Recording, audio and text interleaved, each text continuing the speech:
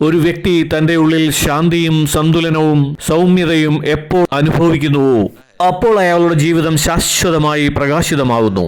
സാധാരണ വിളക്കുകൾ നമ്മളുടെ ചുറ്റുമുള്ള അന്ധകാരം നീക്കം ചെയ്യുന്നത് പോലെ ജ്ഞാനമാകുന്ന പ്രകാശത്തിനു മാത്രമേ നമ്മുടെ ഉള്ളിലുള്ള അന്ധകാരത്തെ നീക്കം ചെയ്യാൻ സാധിക്കുകയുള്ളൂ.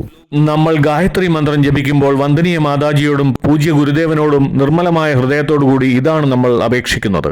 മറ്റൊന്നും വേണ്ട, ജീവിത ബന്ധനങ്ങളിൽ നിന്നുള്ള മോചനം മാത്രം. അറിയില്ല നാം എത്ര ജന്മമെടുത്തെന്ന്, എത്ര തവണ ബന്ധനങ്ങളിൽ അകപ്പെട്ടെന്ന്, എത്ര തവണ കഷ്ടപ്പാടുകൾ സഹിച്ചെന്ന്, എത്ര തവണ യാത്രയ്ക്കുള്ള അവസാന മണി മുഴങ്ങിയെന്ന്.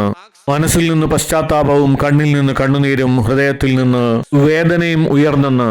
അങ്ങ് മനുഷ്യജീവൻ തന്നിരിക്കുന്നു, വീണ്ടും മരിച്ച് ജന്മമെടുക്കേണ്ടി വരുന്നു.